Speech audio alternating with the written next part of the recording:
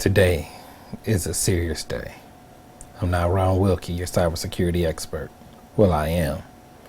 But today, I am RW because we will be cracking passwords. So, I don't want you doing this in order to see what your spouse, to see what your boyfriend or girlfriend, what your neighbors are doing. You should use the highest morality that you have to constrain yourself to only use this if you are a professional penetration tester, such as myself, or if you are locked out of one of your accounts. That should be the only reason why you are using these techniques. I do not condone such behavior as cracking passwords just for fun, or doing it to get back or even with someone. This is an educational video only, and so it is.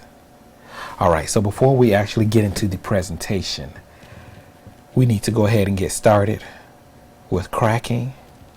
And while we're cracking, and while it's taking a little while to do it, I will actually walk through a presentation I gave at a certain seminar for certain individuals who need to have these type of skills and who have the highest ethics and morality in mind.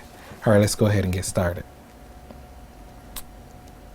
Like I said, before we get started, before I do the presentation, we're going to actually get started cracking. So before we actually do the presentation, we will do the cracking. All right, so the first thing that I need to do is I need to actually create a profile to crack. So we're going to use the Windows 7 platform. Let's see, and I will create an account just for this exercise. Create a new account. This account would be called My Crack.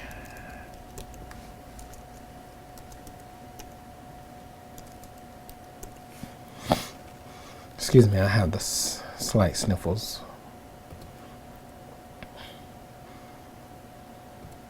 All right, so I will make a password for it. This is the most important part, create password. The password I am typing in is QWERTY. And I will confirm that QWERTY. Create password. All right, that was very important. So we will go ahead and get started. The application I'm using is called Cain-N-Able. Have the firewall up, but that will not stop what we have to do in this particular exercise.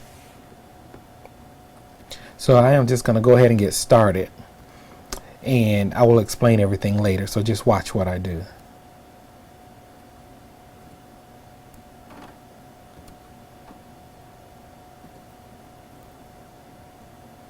You can see my crack right here.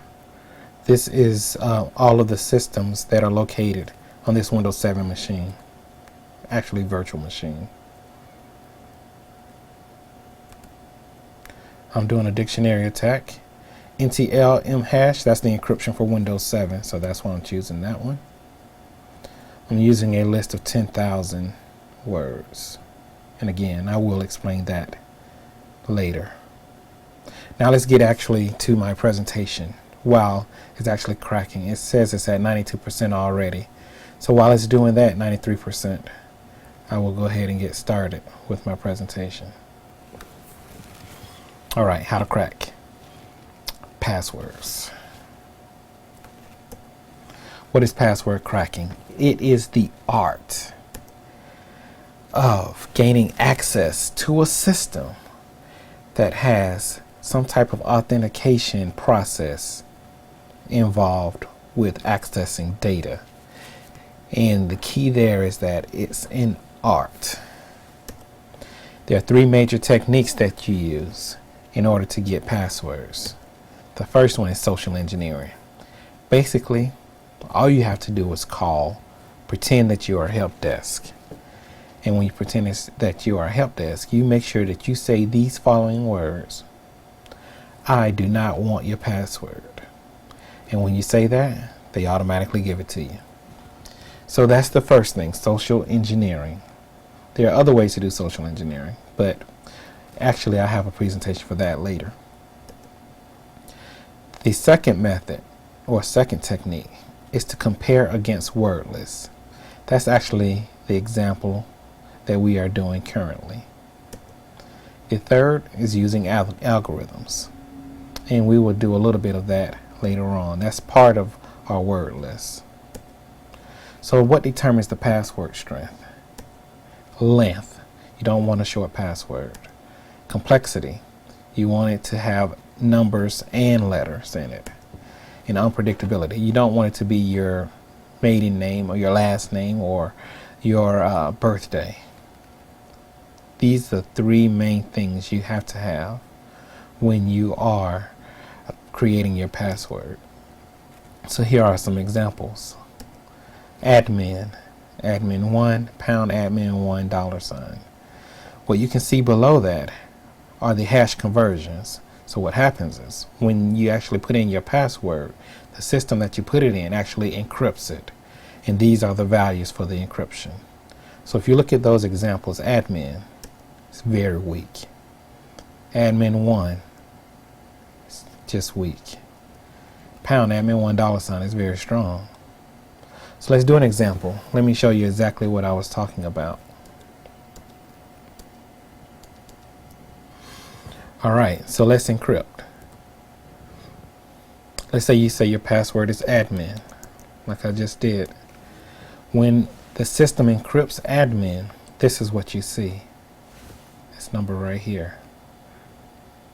So instead of it saying admin as your password, this is actually your password with the MD5 encryption. So when you decrypt it, you put that in. Once it's decrypted, you can see it's admin as your password.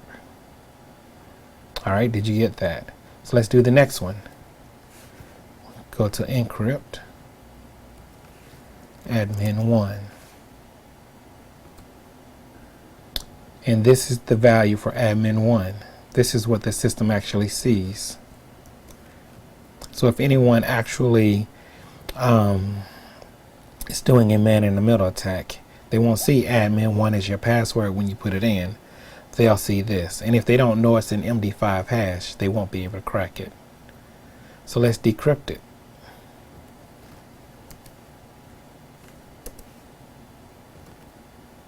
Admin 1. You see, it came straight up. All right, let's do the last one. Pound admin $1 $. This is the value for it. Now let's decrypt it.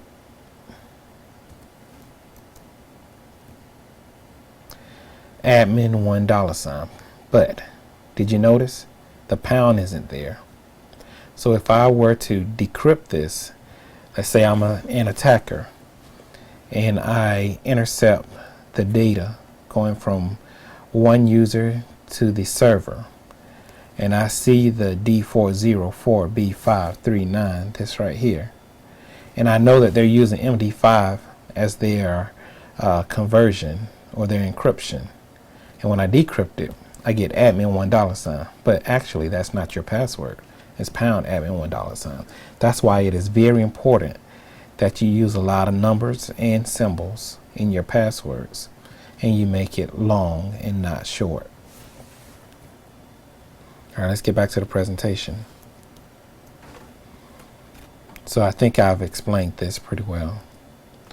Brute force, dictionary attacks, rainbow attack table, guess, and spidering. These are some techniques that are used to break passwords.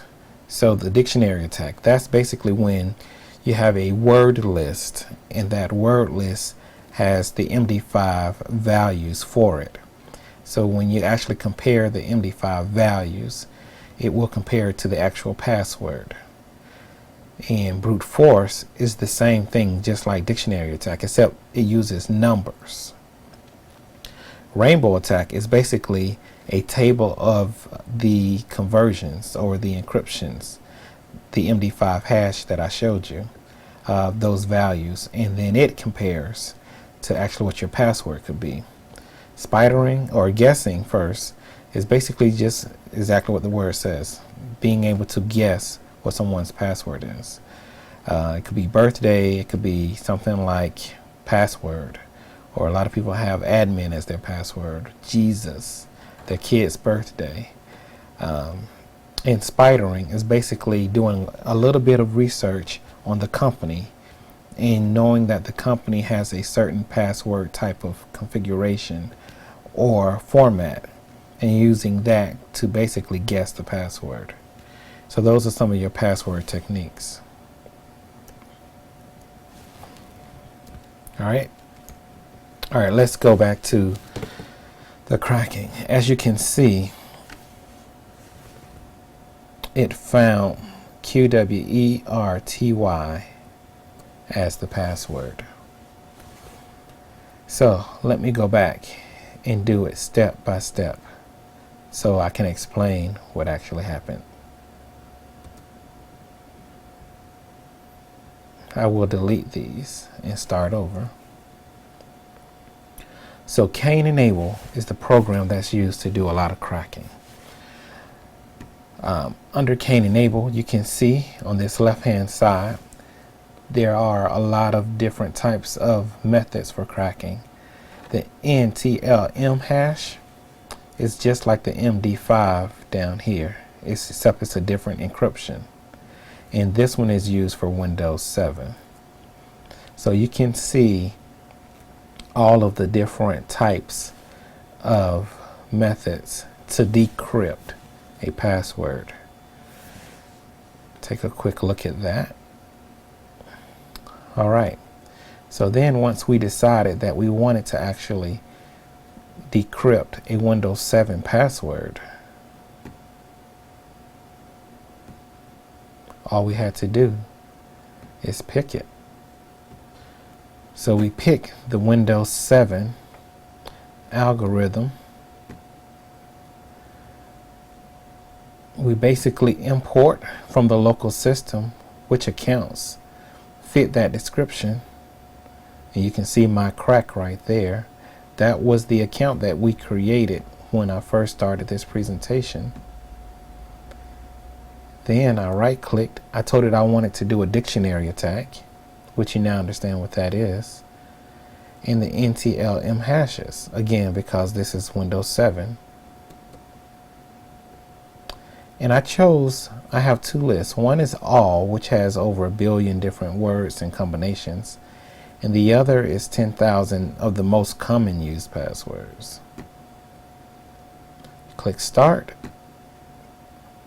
And the answer is QWERTY. And the reason why it just came up fast is because I did it earlier while we were doing our other presentation.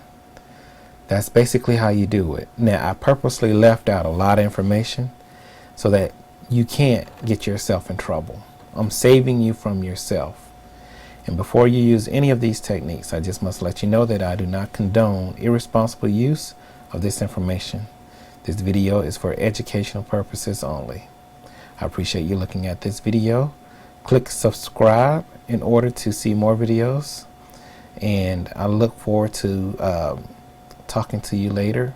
Please send me questions and I will make videos with the answers. Thank you.